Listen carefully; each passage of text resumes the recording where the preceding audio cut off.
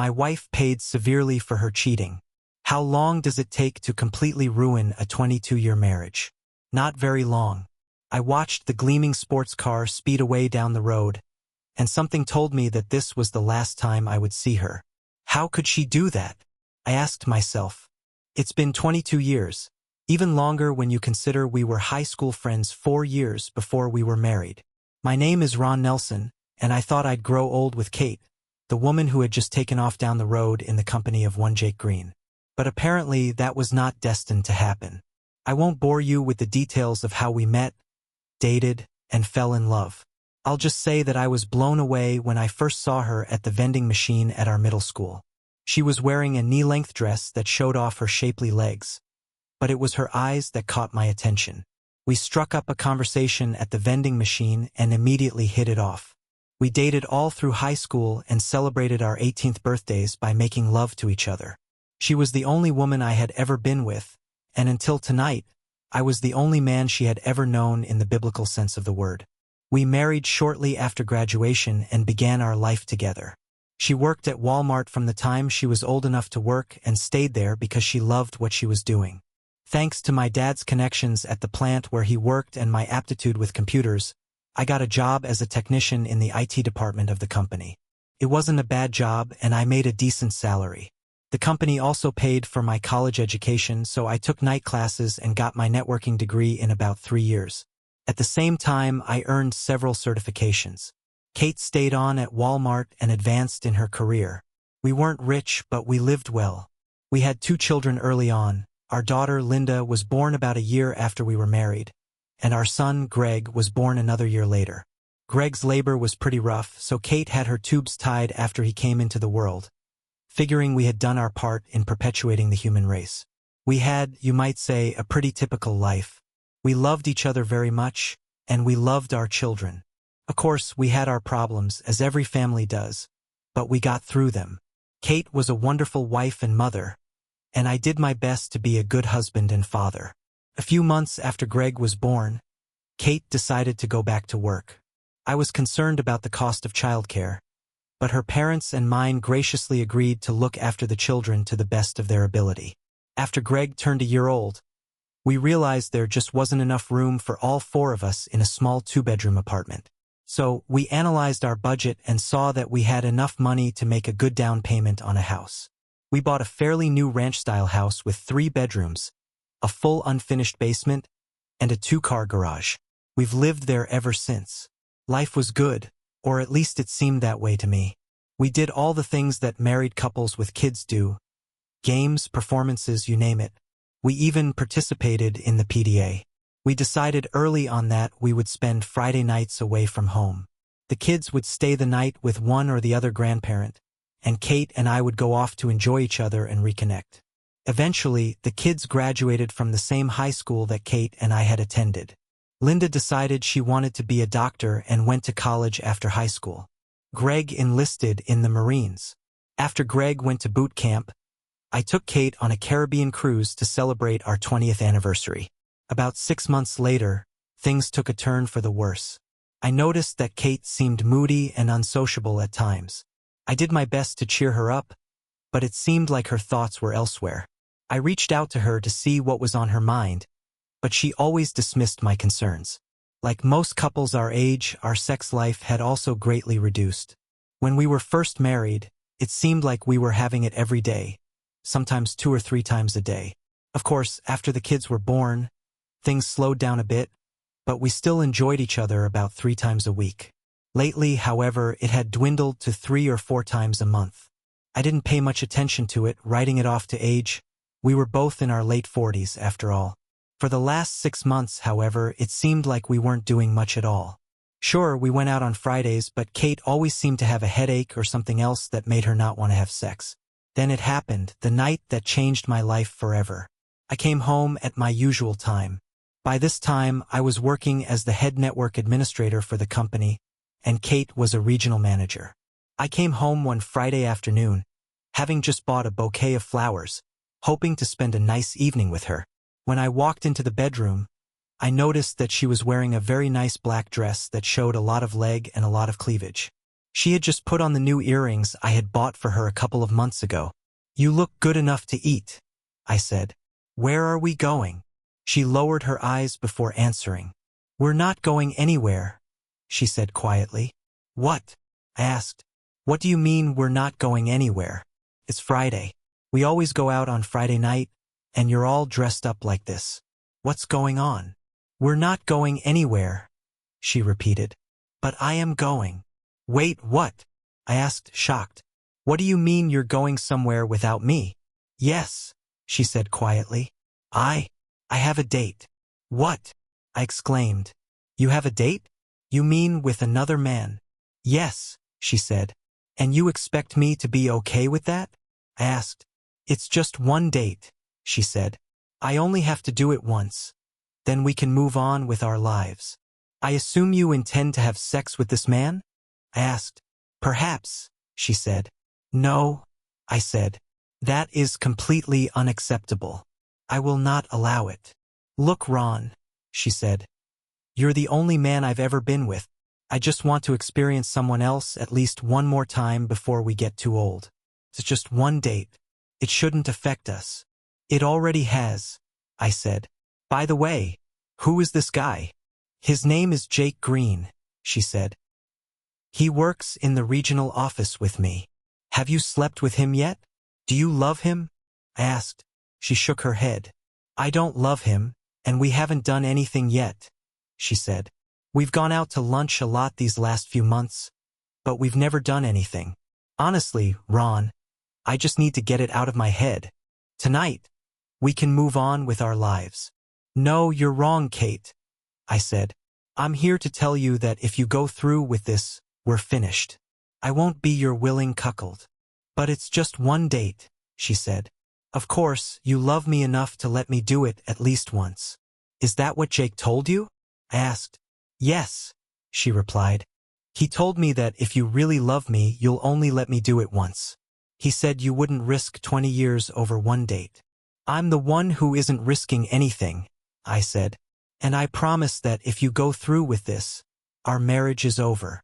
"You're willing to throw away 22 years because of one date?" she asked. "Like I said, I'm not the one throwing away 22 years, I said. "You are. I've never once even thought about another woman, and I've never cheated on you." "I wouldn't cheat either," she said. "What?" I asked.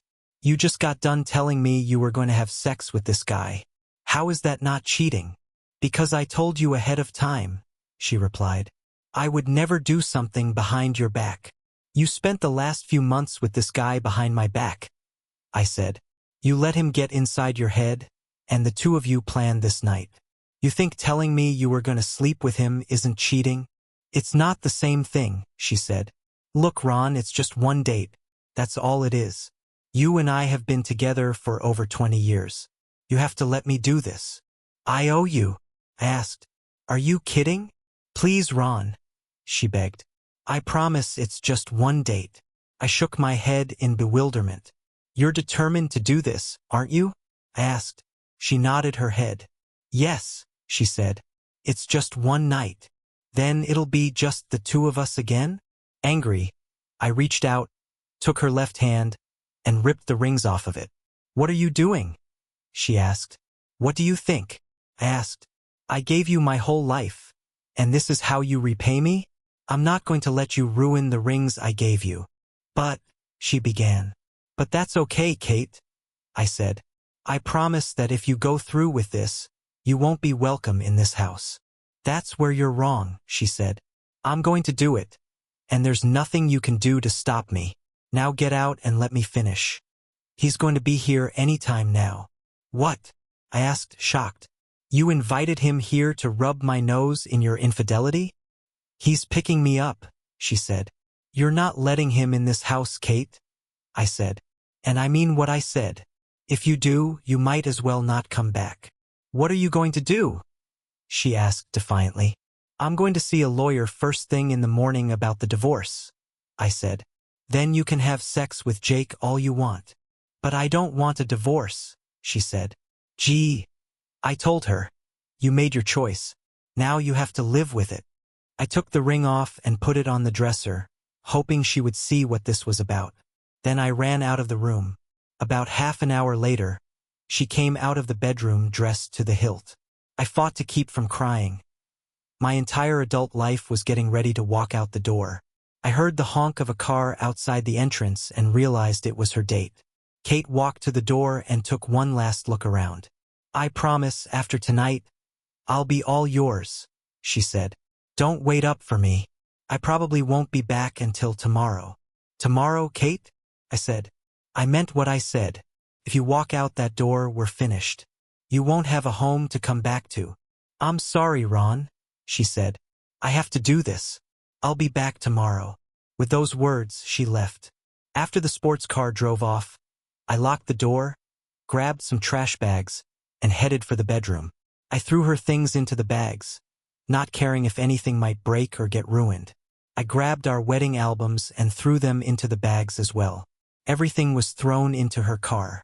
By then, it was about 11 p.m., so I decided to deal with the rest of her trash later and sat in the front room with a beer. Eventually, after drinking a few beers, I fell asleep on the couch. About 3 hours later, I woke up to the doorbell ringing.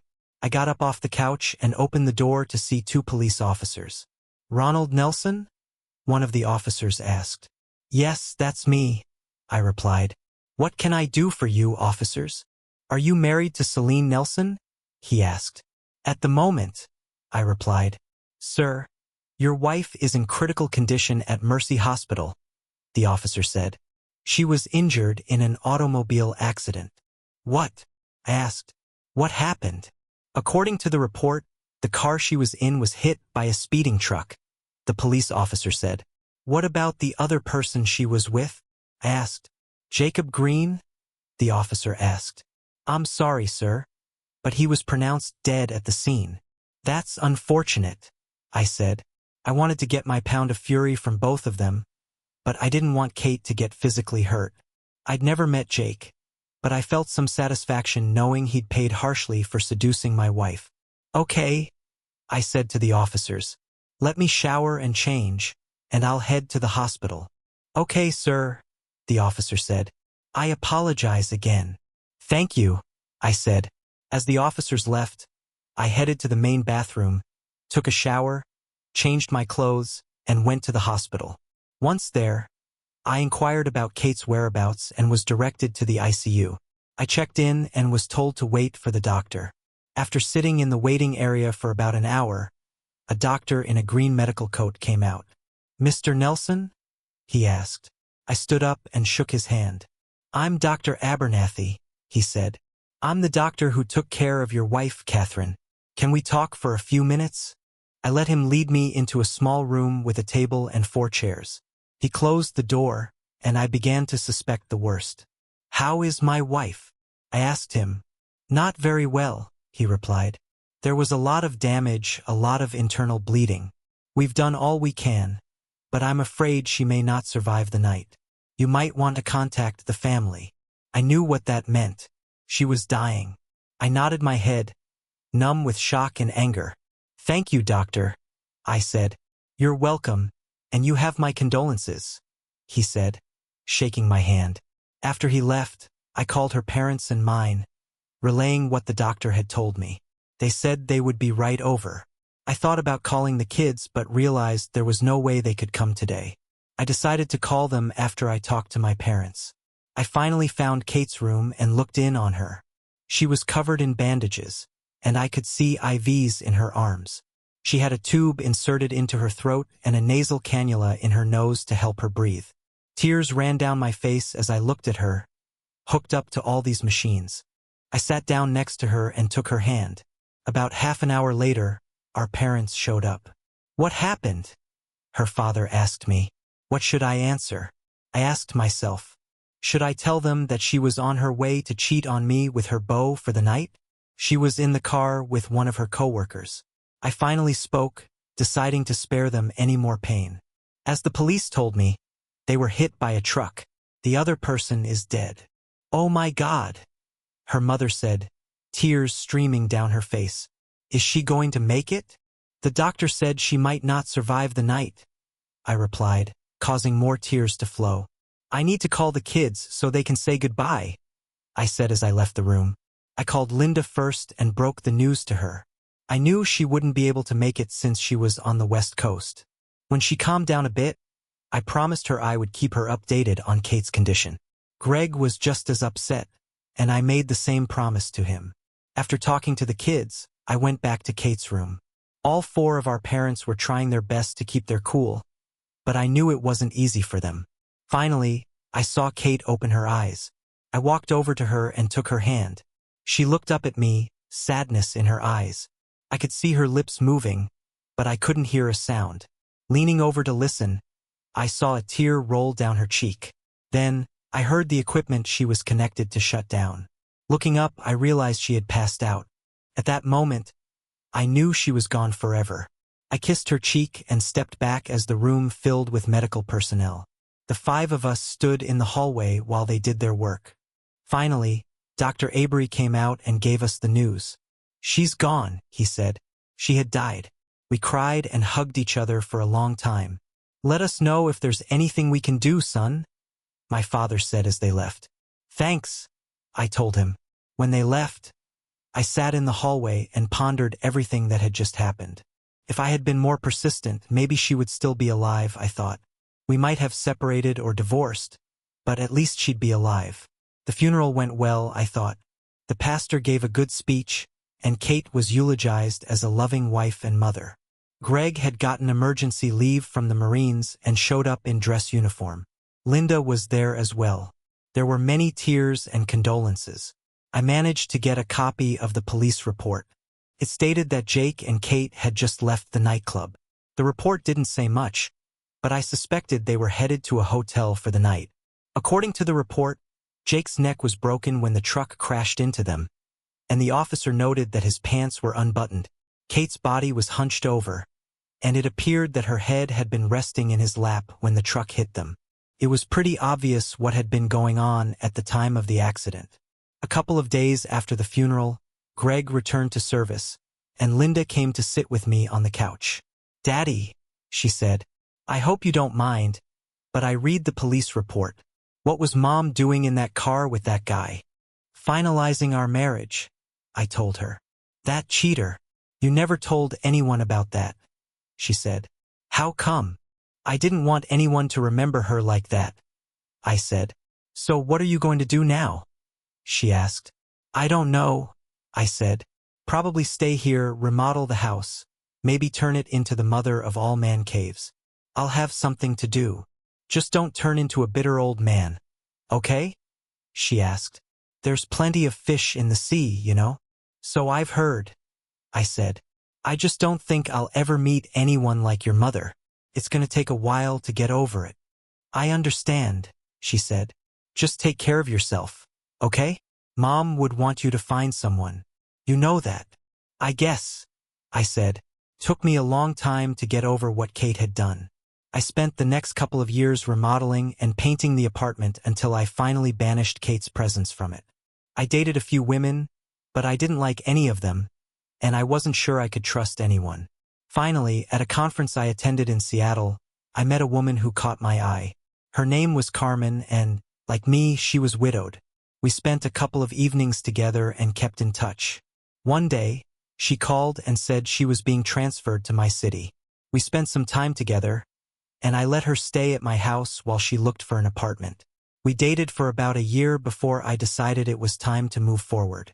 I wasn't sure what would happen, and I didn't even know if she would accept my offer, but I figured I'd never know unless I asked.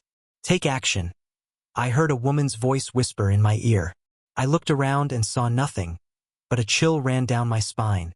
"Maybe no," I said to myself. "This only happens in fairy tales." The end. Subscribe to my channel. Thank you.